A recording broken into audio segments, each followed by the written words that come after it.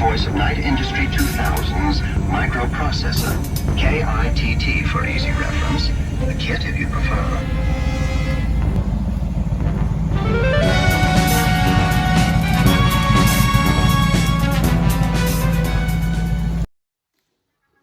It's all about Knight Rider.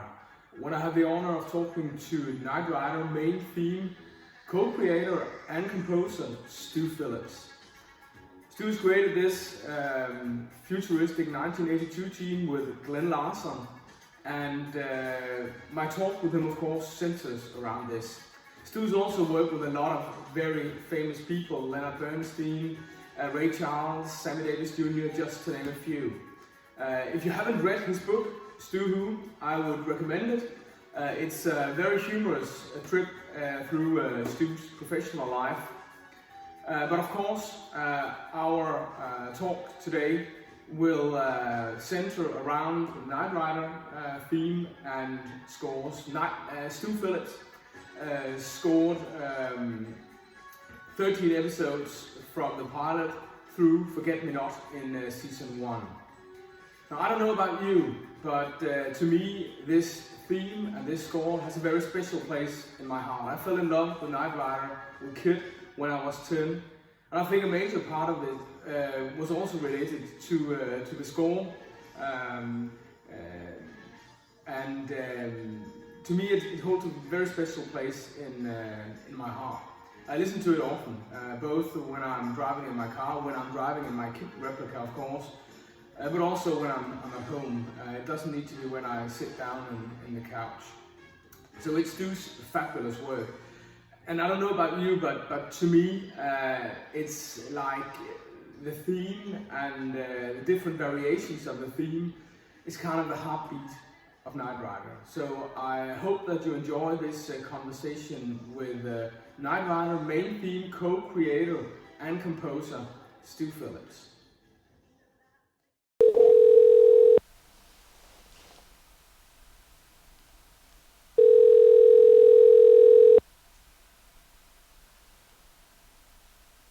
Hello. Yeah, this is Jacob Peterson.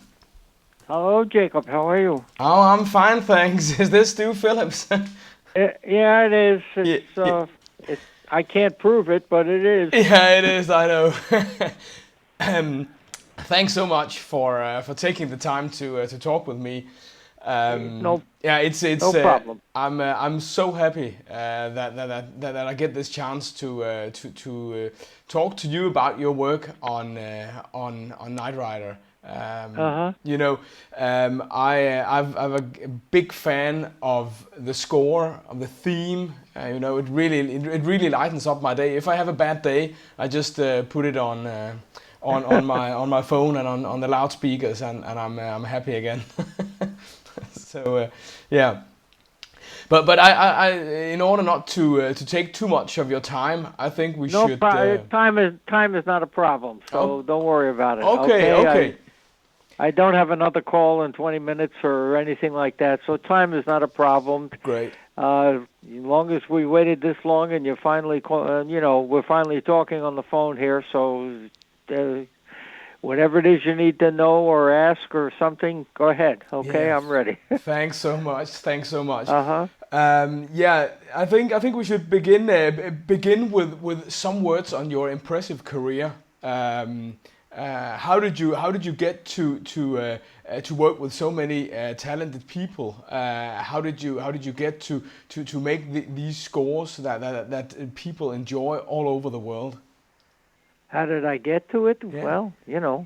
Well, I started in the business moderately and with lots of failures along the way before it finally got successful. And one thing led to another. I was originally in the record business, as you probably, I'm assuming now you have some knowledge of my biography, right? Yeah, I do, yeah.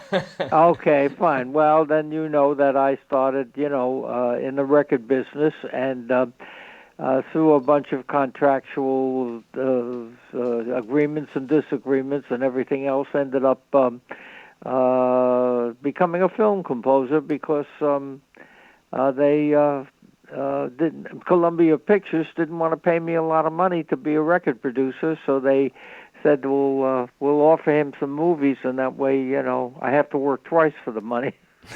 But I got to really feel that that was something I enjoyed doing. So for the next almost about 7 years, I guess, I did both. I was in the record business and did some TV and some films.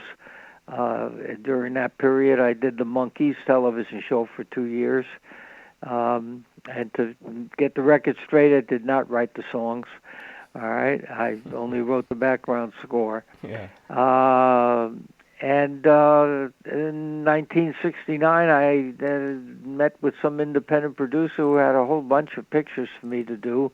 And I finally decided that I was tired of the record business. And in 1969, I just retired from the record business and did strictly films.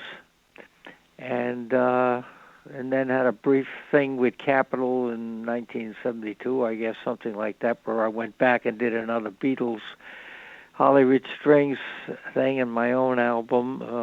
And after that, about, I don't know, I guess 1974, I started in television with McCloud, and then the pilot for $6 Million Man, and so on and so forth, and the rest of it you basically know. And I remained in the film and TV business, scoring business, and gave up the record business completely.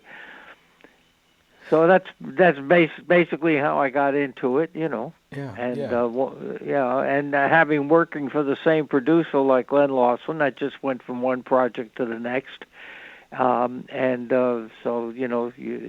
Somebody says, "How did you get Knight Rider?" I got it because that was the next project that Glen Larson had, and I was at that point. It's 82, so I've been working for him for about 7 years. 7 to 8 years, and he liked working with me, and as far as I was concerned, the money was good. I was making a living, sent my kids to school, and after that, it's composing for TV or film is just making a living.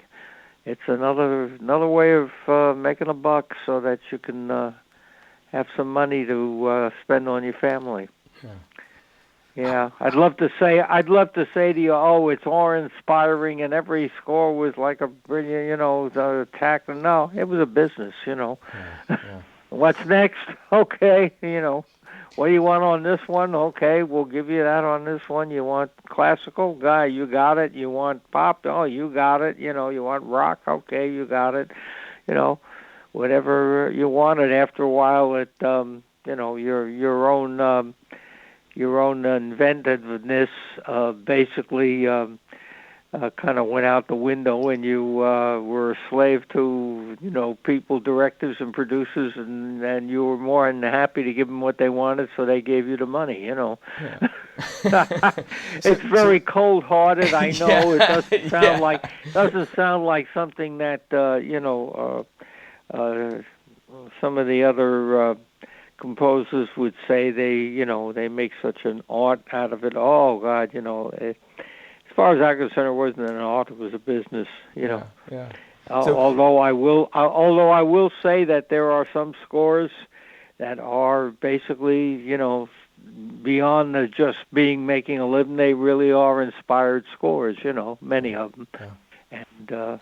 And here and there, I managed to do a score here and there that I felt I was kind of inspired and felt good about, Yeah. Anyway, that's a pretty, compact, the compact version of my musical life. Yeah.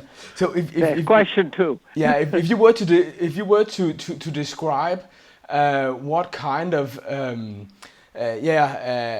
what type of scores you made, do you consider yourself to have some kind of trademark on your scores? No. I kind of was like a jack of all trades. Having as a child, as a young person, having basically brought up on classical music, and then went to pop music, and then went in the record business and started making, semi rock and roll records and rhythm and blues and records and doo-wop records, which was my first big successful record, was Blue Moon with the Marcells. I don't know if you're familiar with that one. Yeah.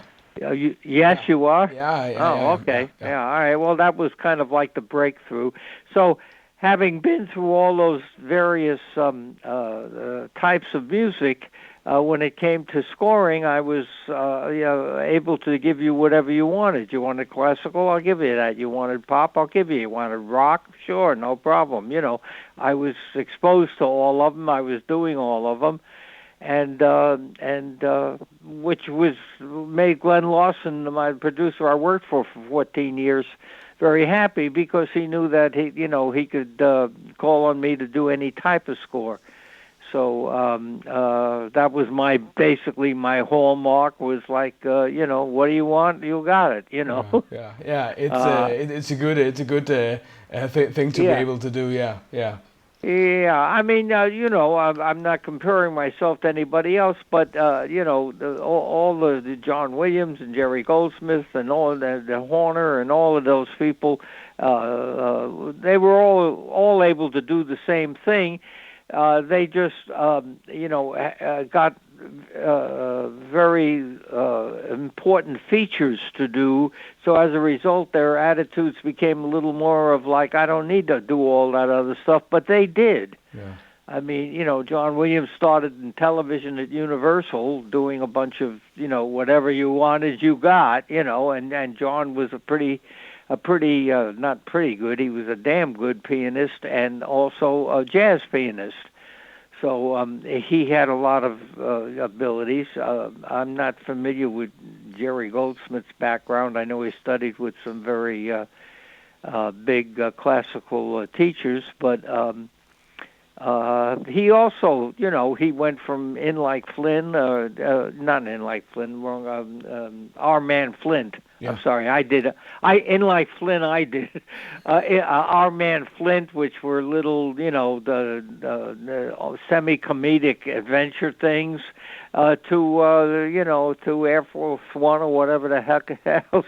He did the whole thing. So even the composers who you say, well, that's their style, and everything, they did all of the other stuff. They just were able, through in this business, it's not what you write for the film, it's what the film is that you're writing for, know. Yeah. Gustavo Santaolalla won a Academy Award for writing the music of Brokeback Mountain, which didn't even deserve to be nominated. Not the movie, I'm talking about the music, Yeah. But because the movie was such a breakthrough movie, and the Motion Picture Academy people thought so highly of the subject matter and the approach and everything, they thought so highly of the movie that he won an Academy Award over 2 John Williams scores and a John Barry score and everything else, Yeah. So it's more the picture you write for than it is actually what you write. Occasionally it's what you write, but anyway, I was kind of like a jack of all trades composer. Yeah. So I'm very interested. How was it working with Glen Larson? You did a lot of 14 years. We obviously didn't have a hell of a lot of arguments in 14 years, or he would have gotten rid of me. So we had our moments, a couple of times I swore I'd never work for that guy, man, again, and then some very wise.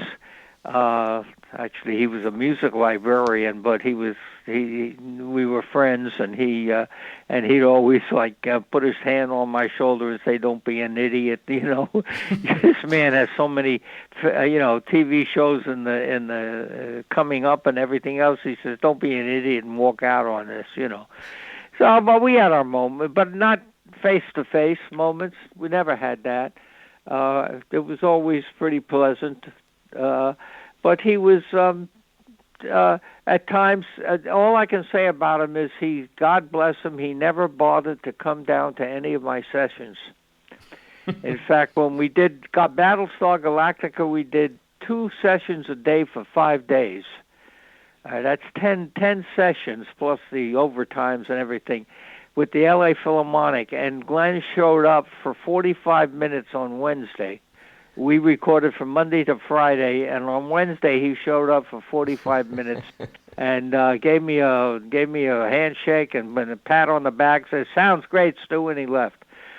And that's it. So I was fortunate, unlike a lot of other composers, to not have a producer on my back constantly. Yeah. And some of my buddies and other people who were doing stuff, they were so envious of the fact that they said, "You mean Glenn didn't come to your session?" I said, "He never comes to my sessions. Once in a while he walks through the stage on his way to somewhere else, and he'll, oh, Stu's recording, oh, I'll stop in and say hello," and that's it. He stops in, says hi, and that's it, and leaves. You know, so that's not to say that there weren't times that he took some of the cues that I wrote and decided I don't like it and threw it out, you know, and tracked it with something else I wrote, which always aggravated me and made me very angry. But I thought to myself, what's the sense of arguing? You know, it's going to be his way anyway. Yeah. It's never going. Yeah. So why bother? Why bother to get your blood pressure up and suffer a heart attack or something? No sense doing it. Just let it flow off your back. That's it. And there were other times he was unbelievable, you know, praiseful of, "Oh, I love the score, Stu. It's just great," you know. He was very Battlestar Galactica, when they presented it to the network, they wanted to have it tracked, and the original cut that he had was like almost 3 hours. And my music editor and myself, we spent a couple of weeks and we tracked it mostly with classical music and some music I had written for other shows and everything else that we use, but mainly a lot of classical music. And when I sat in when they played it for the networks and a lot of scenes, the network people say, "Oh God, that's great! That's beautiful! Great music! What is it?" You know, and Glenn would, you know, nudge me and say, "What is that? What is that?" And I said, "That's Stravinsky." He says, "Oh yeah, okay, that's Stravinsky." And he'd go to the network, you know, and say, "That's Stravinsky. Oh God, it sounds great. We should have something like that in the final thing." So naturally, when we got down to it, he said, "They loved that scene with the Stravinsky music, so give me something like it when you compose it," you know. Yeah. And he knew you would. Yeah. I mean, I went around it, left. You know, I kind of went back door on the thing and tried as little as possible to make it anything similar to it. After all, it was copyrighted music. So, but you know, I knew what he meant and was able to satisfy him and satisfy the network, and everybody was happy, and I was happy. And as I can say, through the whole Battlestar 23 episodes that I did, not counting Galactica 1980, not counting that, Glenn showed up. As I said, he showed up 45 minutes when I did the original movie pilot. And after that, during the course of recording, maybe he might have showed up 3 times or 4 times and never stayed more than 10 minutes, 15 minutes, and generally gave me a thumbs up and said, "Sounds great, Stu," you know, and he would leave. And as I said, that's not to mean that he didn't go in the dubbing stage after that and say, "Well, you know what, that cue's, I'm not sure I like that cue. Let's change it with the cue that from the other reel," you know. Yeah. Yeah. But, you know, working with him was like, you know, you don't work with somebody for 14 years without, but we did not have any face-to-face, you know, face-offs or anything like that. There was a very good relationship. Yeah, I had my off times with him where I was mad at him, but my wife would say the same thing. Hey, we kids are in private school here. We don't want to take them out because you can't hold your temper. So shut up and shut up and go to work. You know. Yeah. So. It's yeah. Go ahead. You also made or composed and developed, created, I might say, the Knight Rider theme with Glen Larson. Can you try and take us through that process? I know it's been a long time. Jacob, there was no, God knows how many times now since 1972 I've been asked that same question, you know, to take me through the process. There was no process. There was none. It was a simple, logical thing that if you're going to have a car that speaks and a car that has all those electronic gadgets, that the music should be, if possible, something electronic. And in 1982, you know, synthesizers were not that popular, but they were being used by different, you know, artists, and even I used in the 1960s. I used synthesizers, but you know, never to be a featured thing. And so we felt this was the moment, maybe, to feature, you know, synthesizers. And he said, you know, think about it and see what you come up with. And what I came up with was the dum ba da da da da da da. And he said, oh, that's great, but he says, where's the tune? And I said, well, you want a tune also? You know, I said, I thought you wanted just electronic stuff. You know, he says, no, you know, Stu, we got to have tunes. We got to have melodies and things. So here I am sitting at a piano down in Universal in a little upright piano, and I'm not the greatest pianist in the world, and I'm trying to play the dum da da da with my left hand and try to find something, you know, melodic to play with the right, and I just fell into that.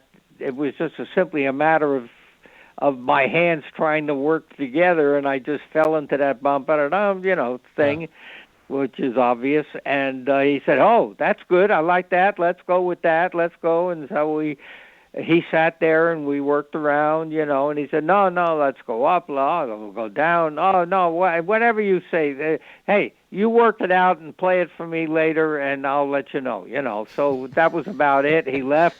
We spent about 10 minutes together, and then I started to work out. And then after I put it down on paper, for the 4 synthesizer players and the rhythm section and everything to play, I started to think to myself, God, that thing sounds familiar. I said, why do I think I know that, you know? And you know, so I went up to the librarian, my friend, and I said, hey, you're familiar with all the classical music and literature and everything else. I said, I wrote this theme for Knight Rider that goes bum ba da dum, bum ba da dum. He says, "Oh, you mean that thing from the opera and everything?" I said, "Oh, is that what it is?" You know. He said, "Well, it's pretty much close to it." I said, "Oh my God, I better change it." So I called Glen and I said to Glen, "You know what? I just discovered that little melody I played with the right hand. I said that it's actually a piece of classical music." He says, "So what?" And I said, he says, is it PD? I said, yes, it is. I said, it's all the way back to the, you know, the early 19th century, I think, early 19th century. I said, yeah, it's PD. He says, so what do we care? So we play it. He says, that's it. He says, I like it. He says, so let's not screw it up. He says, let's just do it. And we did it. And I've lived with the people saying, did you base that on the thing? No, I did not base it on it. I just accidentally played something that was similar to it, and it turned out, you know, to be almost, you know. So, yeah, but there was no process. The only process was that I was trying to figure out how to do this with the synth players, and at that point, I didn't get into any deep conversations with my friend Ian Underwood, who was one of the top synth players here in L.A., because he was on the road with Frank Zappa. But if I had spoken to Ian, he probably would have said, hey, just write out the parts, I'll overdub them all, you know? Yeah. Yeah, but I didn't. He was on the road. He had took a thing with Frank Zappa to go on the road with him for a couple of months, and he wasn't available. And so I went and hired other synth players, and they were all happy to get the job. And so I figured I got 4 synth lines here. I'll get 4 synth players, And so they all played live, and that running theme, bum ba da da da, was not sequenced. It was played. Okay. Yeah, Ralph Grierson played it. Ralph Grierson, let's see, who else was on the date? Ralph Grierson, Mike Lang, Randy Kerber. I can't think of the 4th synth player's name. I can't think of it. It definitely was Grierson who played that, and Mike Lang was on the date, and Randy Kerber. I don't remember who the 4th guy was. Oh, it might have been Mike Boddicker, possibly. Yeah. Yeah, it could have been Mike. I'm not sure. I'm not certain, so I won't swear by it. Actually, I think on one of the liner notes to maybe the latest Knight Rider thing, it might mention the players. I can't remember. I do remember researching it for somebody who wanted to write something. It could have been the liner notes for the reincarnation of Knight Rider. Yeah. Yeah, it might be on there. But anyway, that was it. There was no, there was no process. There was no, genius moment. There was no, aha, thing like that. Nothing, No, I think maybe the aha comes when you watch the show and you see how incredibly great the score and the theme fits. And I think actually creates and underlines the mood of the show. It ended up. Yeah, it ended up. After I started to put it down on paper, I wrote some sub themes, things like the little guitar lick that comes in after the first 8 bars or so, and then of course the bass line, which ended up being sampled by God knows how many rap things, and because I can't believe these people are paying me money for ba-bum, ba-bum, ba-bum, ba-bum, ba-bum. I said, I can't believe these people are paying me money for that, but they did. Because they wanted that thing. So between the bass line, the little guitar riff, the melody, and the running theme, I had 4 elements to work with all the time. Yeah. And you really use them throughout the show in the score. That was deliberate. Yeah, it was deliberate to try to do whatever I could. I even got very orchestral with that chase to the airport. I think the cue is called To a Truck or something. Yeah. And it's got the brass all playing the bum, the whole thing. And so we used the theme pretty good. Unfortunately, I only did a dozen episodes and then went over to 20th Century Fox to do the Fall Guy because Glenn said, you got to come with me to do this thing here. I said, no, I want to do Knight Rider. It's a hit. I want to stay with the show. No, I need you over there. Yeah. So actually, I had done only 6 episodes of Knight Rider at that point, but so I went between Universal and 20th doing both shows, not telling him I was still doing Knight Rider. He didn't know it. I did a half a dozen episodes. He didn't even know I did because he thought I was just working on Fall Guy, but I ended up working it out so I could do both. So I did another half a dozen episodes. And unfortunately, a couple of other composers came in and they all wanted to make their marks, so they kind of, most of them ignored the theme. And then they finally settled on the composer who did the last, 3 seasons worth or something. Yeah. And he in fact, actually, I think it was season 3. Season 3, I got a call from my friend at the Universal Library, my buddy, and he said to me, I don't know if you know it, he said, but there's a rumor going around that the composer and Knight Rider wants to, I'm not using his name right now, if you want to say it, go ahead, but I don't want to make any derogatory remarks, that he wants to write a new theme for Knight Rider. and he's actually got a session called to record the theme, on his new theme. They want to throw out the old Knight Rider. So I said, thanks for calling, and I called Glen immediately on the phone, and he got on, and I said, Glen, they're talking, this composer wants to change the theme, wants to write a new theme for Knight Rider. And Glen, well, of course, it hit Glen because he's got his name on it, Yeah. So, yeah, not on. He said, over my dead body. He said they changed that. Yeah. He said, thanks for calling. I'll get back to you. The next thing I know, the whole session is canceled and everything's dropped because Glenn called the network and he said they're talking about changing the Knight Rider theme, and the network says if they do, we drop the show. So Glenn says, do me a favor, and would you call the brass up at Universal Television and tell them that?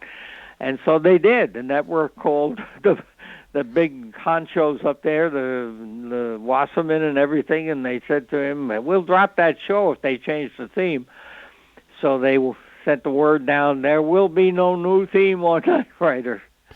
Okay. And so he was, he was stuck with it, so, Yeah, well, I think in all fairness, I've seen all 90 episodes many times, and I think that there's a lot of credit.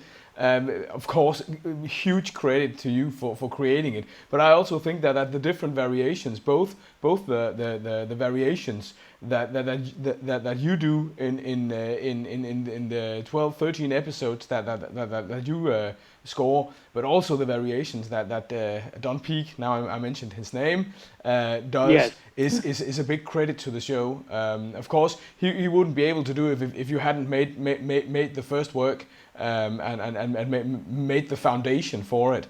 But after that thing where he got canceled, where his theme was dropped, any attempt at a new theme was dropped, he started to occasionally, do a couple of bars of the theme here and there. Yeah. But he tried to avoid it as much as possible because it made more money for him. Every time he used the theme, it cost him. He had to go. If he had a 20-second cue and there were 10 seconds of theme, he only got credit for 10 seconds of original music. So he. But that's. But anyway, that's Knight Rider. And did I know all the people? No, I never met David Hasselhoff. I passed him by one day while he was outside the stage taking a break, and I walked over and said, "Hi, I'm Stu Phillips. I do the music." He says, "Oh, hi, Stu," and that was it.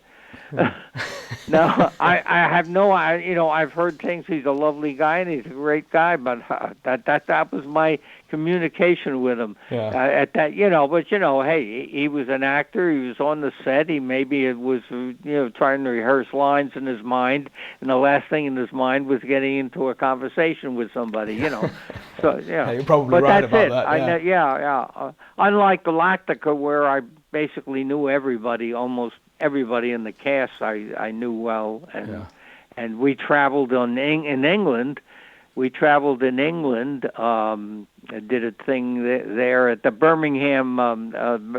Birmingham, England had a big convention, and Galactica had a booth there and everything with. Let's see, I was there.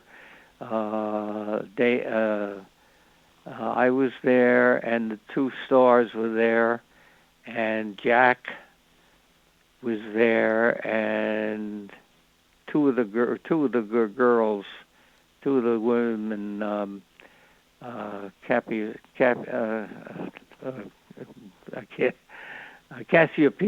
or Cassiopeia, depending upon your pronunciation. And the other one who was. She was Adama's daughter. No, not a. And they were all there. We all traveled around the area around Birmingham and London and everything in a great big white limousine there, traveling through narrow streets of England. Everybody's looking at it like, who the hell is this? You know, what rock and roll act is that? You know, and but basically, I got to know all of the people on Galactica very well. Yeah. I knew nobody on Knight Rider at all. No, on that you show. just had your part of bringing the show alive, and that was in a different area than actors and other people related to it. Yeah. Yeah. Also, Fall Guy, I knew Lee Majors. He was very nice man. Very, very congenial, you know, was always ready to spend, 2, 3, 4 minutes and talk to you on the streets of 20th Century Fox Studios. You know, he'd stop, he'd talk. He was very, very nice man. Yeah. And Heather, and I forgot the other guy, the partner, I forgot his name. But a lot of the cast of some of the shows I worked on. The Monkees, I knew all the Monkees, obviously. Yeah. And I was on the set of that quite often because I had to supervise sometimes some of the music on it. It all depended on the show. Some shows I had absolutely nothing to do with the actual show. Others I did have, Yeah. So it depends. In your where book, are you in Copenhagen or I'm in a city called Middelfart. It's not that's right. as bad as it I sounds. said to myself, I said to myself, yeah, now that you mention it, I remember saying to myself, my God, a guy has to live with that name all his life. I live in Middelfart. Yeah, it's not as bad as it sounds. I'll email you some pictures of my kit replica. I have a kit replica myself. That I drive around in. There's some very lovely spots here around Middelfart. You say in the book, Stu, that you were not entirely satisfied with the sound of the theme recording. Of what? The recording that you wanted to change the recording of the theme of which of the Knight Rider theme. I was satisfied with the sound. I was just saying, and when it got to the second season, I said to Universal, I said, I'd love to go back in. You have to pay for the musicians for the second season anyway. Yeah. So I said, I'd love to go back in now and do this the right way with one synth player overdubbing, and everything else. And they said, no, we don't touch it. Don't touch it. Leave it alone, So that was it. No, it wasn't that I was unsatisfied with the sound. No, I just wanted to do it. And by that time, I had learned how to more about synthesizers and learned that sometimes, it's better sometimes for the one guy to put on the earphones and overdub himself than it is to have different players, Yeah, so it was more a question of the recording. That was it. I've always been happy with the sound that I eventually came out of the session. I can imagine. It's just we that are too. In the United States here, when you go to season 2, every season you have to pay the musicians who played on the main theme again. Yeah. Okay, when you pay them the first time, it's only good for one season. So they had to pay the musicians anyway. The stuff was recorded at Universal Studios, which is right on their lot. It's not like they have to go out and pay for a studio, And so I said to them, I'm not going to charge anything. I said, I just would love to just go in and do it again and do it, with the one. And they said, no, we'll just repay. We don't want to change anything. And then, of course, on season 3, when Don Peake decided I'm going to write my own theme, they just said absolutely not. So I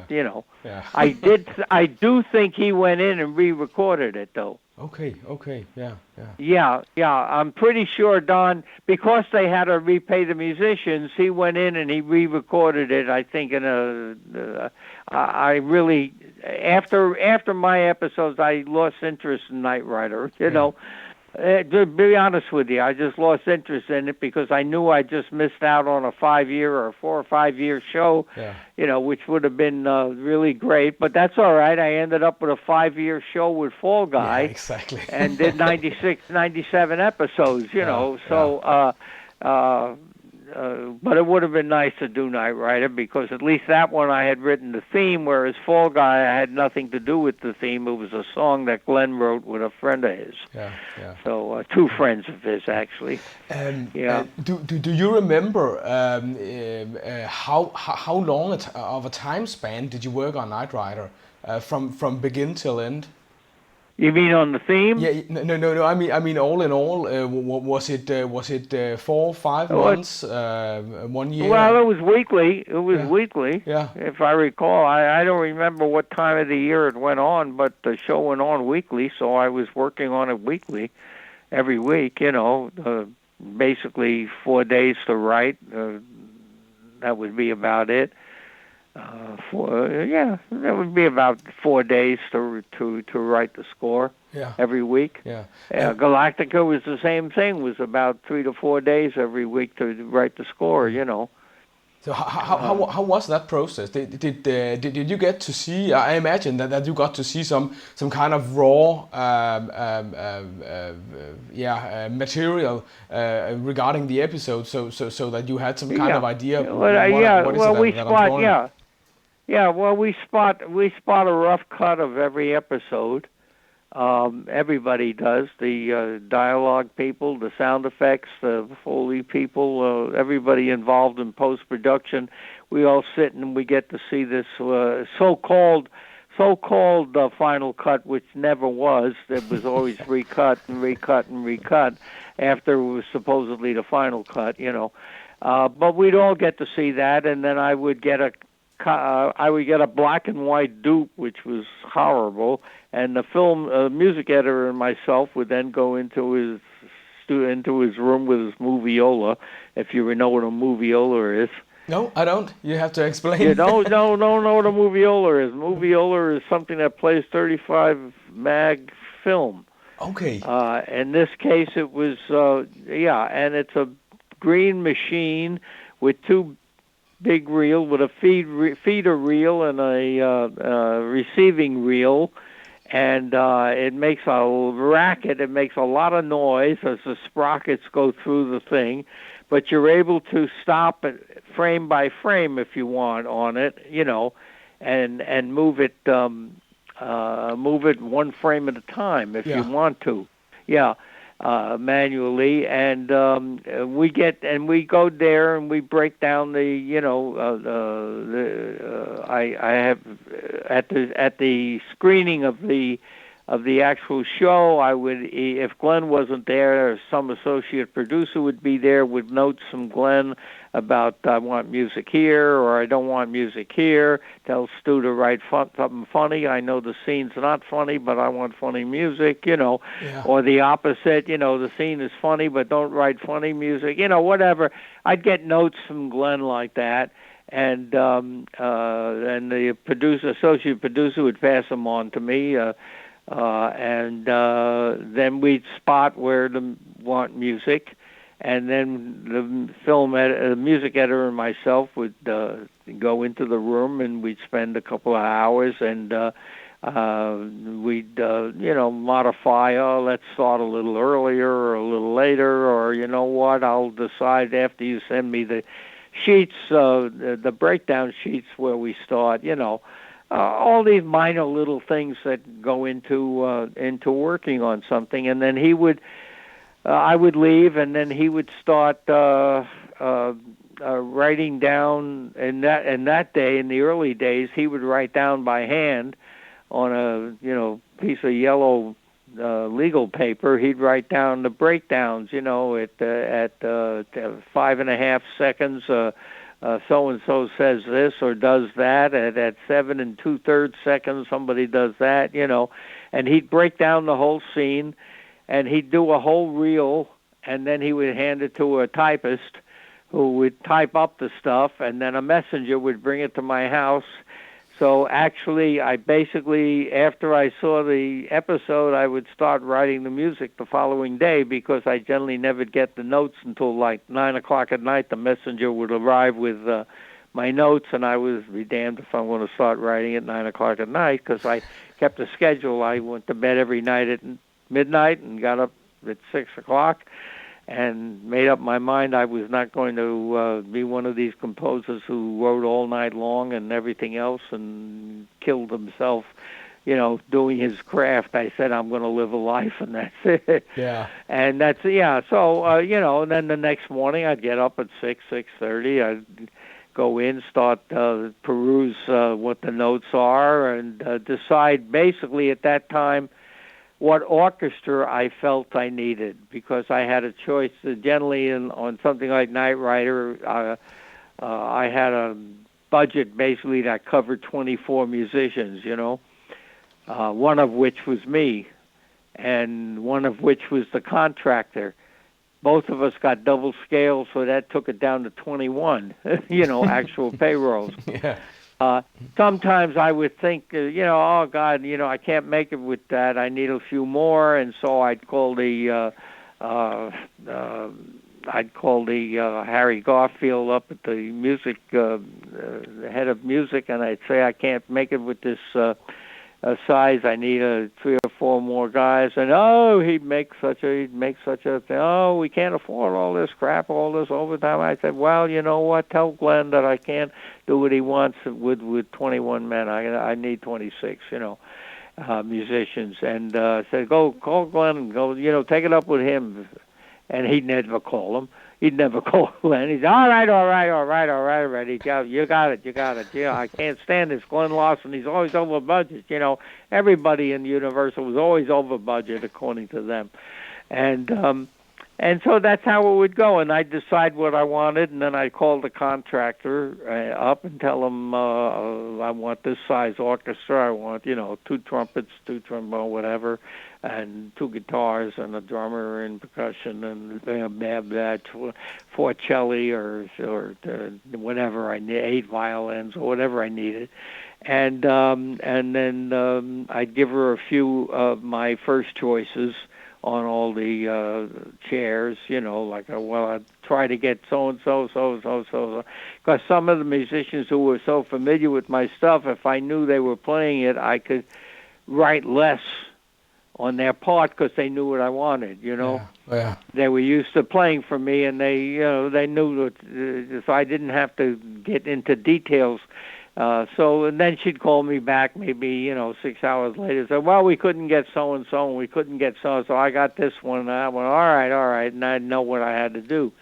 And then I'd go about writing, and little by little, I'd get packages from Universal of more, reel 2 or reel 3, until finally I had the whole breakdown. But half the time, the music editor might not get reel 1, the first reel that they turned over to him. He might get the last reel. So I would be working backwards. I'd be writing the last reel of the show before I wrote the beginning of the show. Yeah. Yeah. So it was, but that's it. Like I said, you make a living. That's it. And then I had, I had a person, an assistant who I used to say was on call. If I felt like there was a lot of music here, and I wasn't going to be able to orchestrate all of it, because I generally did all my orchestration myself. By doing that, I was able not to have to write detailed sketches. Sketches. Yeah. The sketch is like a 2 or 3 line musical thing where you put down ideas and things, and then you expand it into on the orchestra score. So if I was orchestrating, my sketches would be bare minimum, which would save me time, because I could just jot down ideas and knew that when I went to orchestrate, I could expand. but on some of the stuff I didn't. So occasionally here and there, I would call in let's see, Knight Rider. Who was working with me on Knight Rider? Bill Broughton, actually. Bruce Broughton's brother. You know who Bruce Broughton is, composer? Yeah, heard of him. His brother was a musician. He was a trombonist. He was excellent. He lives in Australia now. And he was an excellent, and he was a good orchestrator and everything. So I'd call Bill and say, hey, I need a little help here, and he'd come in and he might orchestrate one or two cues, generally, and those cues I would sketch out pretty complete then, I would have it complete, but at least I didn't have to do the manual labor of having to put all the notes on the score. So that would save me some time, and that's how it went, one to the other. And then after you got all done writing the cue and you said, wow, that's good, I like it, it's working real great, then you get a phone call from the music editor, and he'd say, did you write M13 yet? And I said, yeah, I did. I just turned it over to, okay. He says, well, forget about it. He says, they recut the scene now, and it's like 40 seconds shorter, and they reversed the scene, they reversed the cuts and everything, and I'd have to go all over again, and I have to try to salvage what I wrote. It was a lot of laughs. It's a nightmare. Yeah. Working that way. It really, when you come down to it and think about it, yeah, it was a nightmare, but somehow you just looked at it and kept doing it and kept grinding, and then looked forward to the day and a half or so between shows where you didn't have to do anything. Yeah. But I also imagine that you get into some kind of rhythm in order to so that what bits of the theme to use when it should be funny and when it should be action packed and so on. Yeah, well, actually, by having those four themes, those four motifs from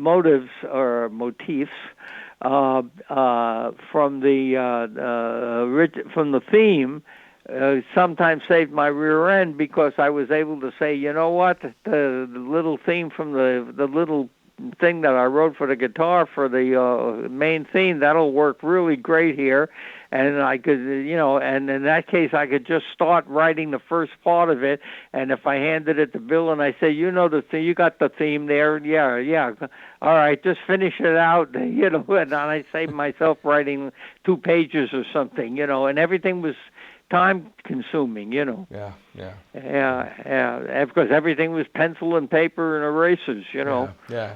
It was a different time, but still you got a lot of variation in instruments and in the way you use the theme in the score, and that really brings I think the show to life.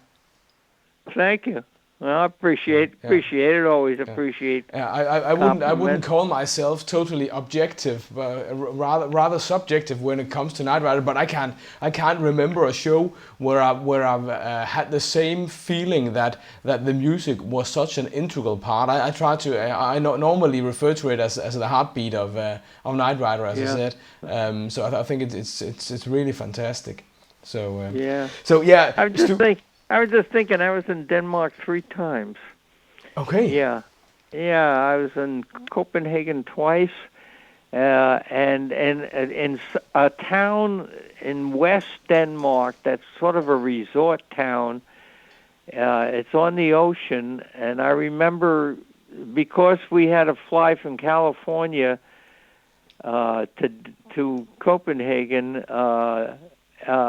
was such a long flight that they thought that I was playing tennis at that time with this was back in the 1990s, and they said, it would be nice, instead of just diving right into all of this activity, if they took 2 days off at this little resort place.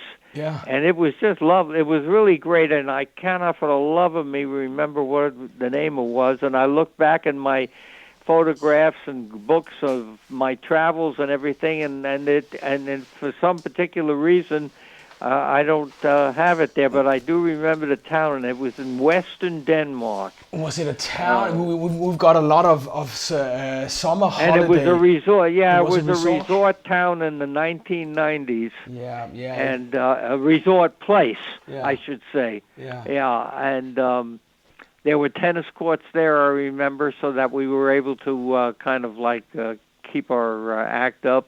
Yeah. Anyway, so we've got a lot of good places in the Western Denmark. Near the ocean. Yeah.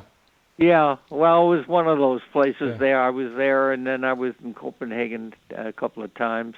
Yeah. I loved.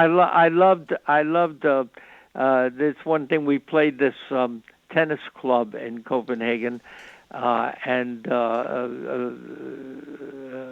everybody there, like you, was speaking English, you know. Yeah. And we all said on the tennis team, it's so nice to come and play at a club where, in a foreign country, where everybody that you talk to is speaking English. Yeah. And I remember the guy who was in charge, he said to us, he said, he says, here in Denmark, we feel that if we don't learn English, nobody's going to learn Danish, and we're going to be locked out of the world trade. Yeah, you know? Yeah, exactly. Because nobody's going to understand us. Yeah. So he said, we decided that we're going to learn English because everybody seems to speak a little of that. It's totally necessary. And living in a small country, you know, we're around 5.5 million inhabitants.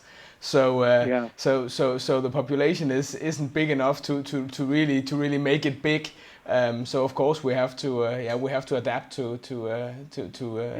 the rest of the world. But I just thought the way he put it is like we'd be isolated if we didn't learn English, because nobody's going to learn Danish. Yeah. So it's much easier. Back to music. Yeah. Back to music. Yeah. Back to music or back to Night Rider. You've been participating in NightCon some years ago. A convention for Night Rider. I attended a Night Rider convention in Germany. Yeah. In Düsseldorf, outside of Düsseldorf, at the Warner Brothers film place. You know, like the Universal theme park. Yeah. Warner Brothers had a theme park outside of Düsseldorf, and I went there. Actually, my wife went with me, and Don Peake was there actually. Yeah. And and that was a nice thing. And I do remember some people drove down from the Netherlands and from Belgium. One person from Belgium in particular, who is still a good friend of mine. She was a big fan and everything else. She came down with her husband, who she since divorced.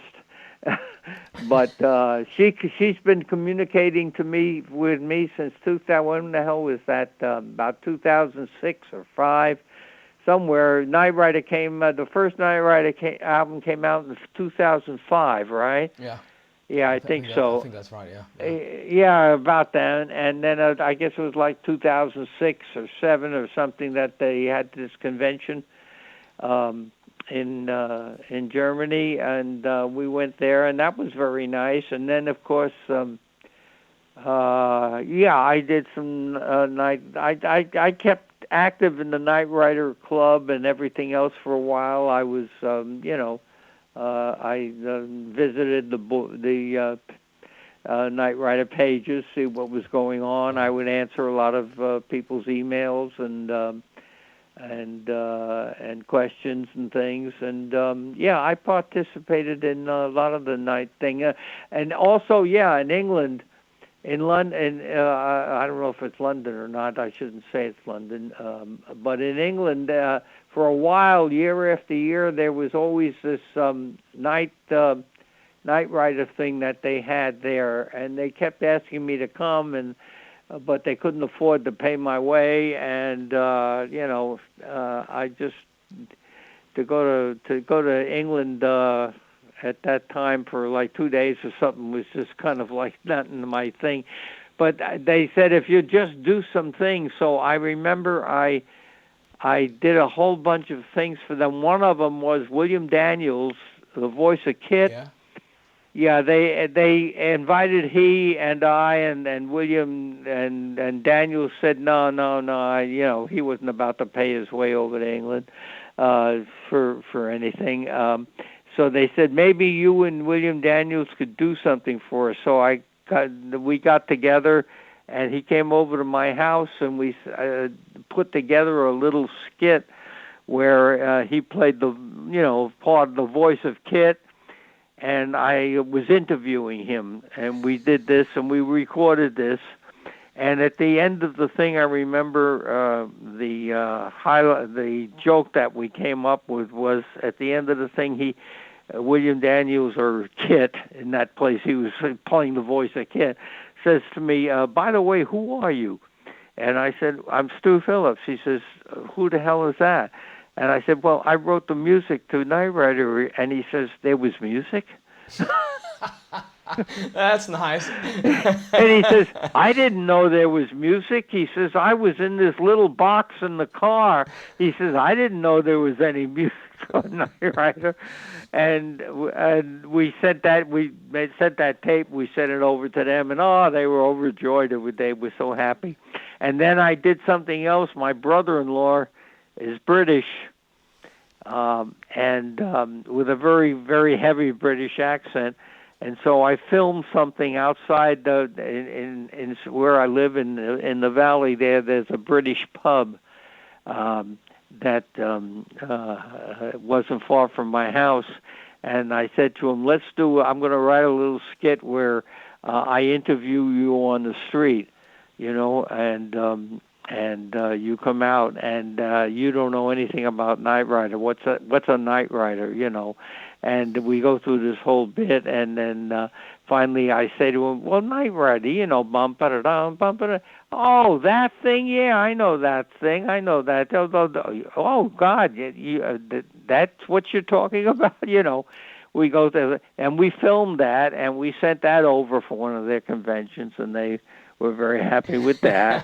And, I did a few other things that we sent to that thing. I don't know if they still do it every year. They haven't contacted me in the last at least 5 or 6 years. Yes, I think that there's definitely conventions in the U.S. Every year. Well, of course, the COVID-19 situation has stopped it. But now coming into 2022, it's going to be a 40-year anniversary for the show. Yeah. So a big year. I'm trying to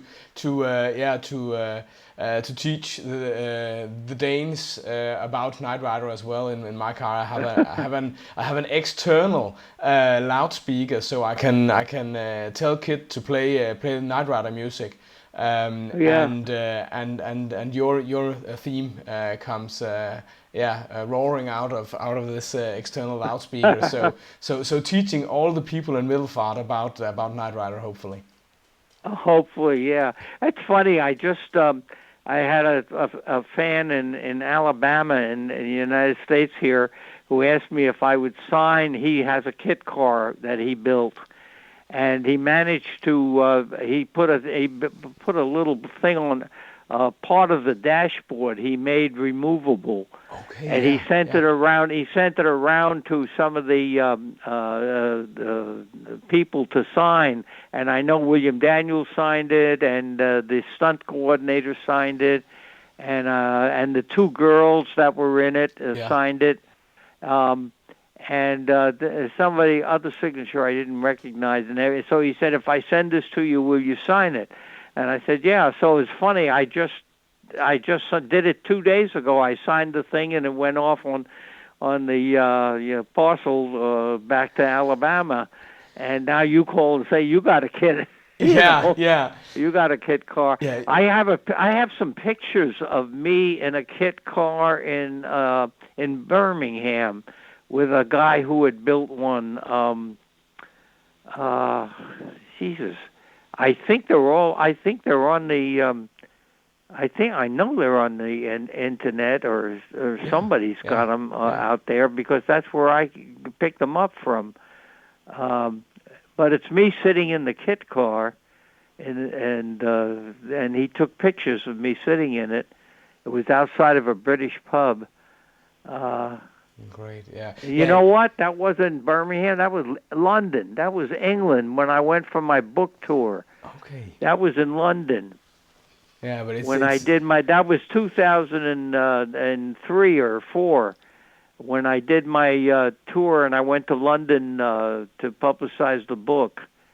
And this guy had a kit car. He said, "Will you come out and sit in my kit car and take pictures?" So I did. And I'm sure he published them all over the internet. Yeah. Yeah. I can imagine. He must have been thrilled. Yeah. So I can tell you that the autograph that you signed for me in Stu when I purchased the book is also hanging here in my small Night Rider shrine. Your Night Rider shrine. Yeah. I have I think a lot of them purchased on eBay, of course, but also some of them gathered in the US, and I've met David Hasselhoff myself. I think I have around 60 autographs from people involved in some way in the show.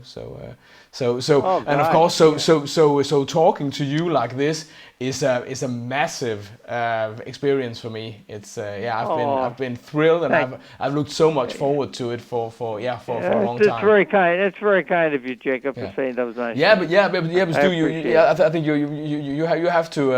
I hope that you know and realize that to the Night Rider community, you're a hero. You created the theme that are on. I meet a lot of people also in Denmark. Hey, that's my ringtone. For a while that I won. That's about one of the few awards I ever got. Was I got an award from BMI Broadcast Music, who was my collector of my money. They gave me an award. At the same time, they gave Lalo Schifrin one for his theme to Mission Impossible. Yeah. And myself, Knight Rider, and both of us had exceeded 1 million requests of ringtones. Yeah. in the first year of ringtones, when the ringtones came out. Yeah, Knight Rider and Mission Impossible were the two biggest. The two biggest, I don't say selling, because I don't know that they sold them. I think you would just, they were kind of like you plugged in and you got it onto your phone or something. I really don't know. I never used it for a ringtone because I don't use cell phones except to emergencies. So, call 911. Yeah. Yeah. Well, I've got it on mine. I don't use cell. I'm not a slave to a cell phone. It sits in my house turned off, and the only time I turn it on is when I go out of the house. Yeah. So I can communicate and call somebody if something happens to me. Yeah. But that's about it. I'm unfortunately an old-fashioned people. I like telephones and I don't like the reason we're on a phone call and not on a Zoom or one of those other things is because I hate the way I look on those things. It would have been great also, but of course, as I said and I wrote to you, I'll take this any day. Okay, all right. So that's good enough. But I think any more questions, Jacob? No, I think we should. I think I've emptied out my long list of questions here, and it's been fabulous talking to you. Hey Jacob, there's always email.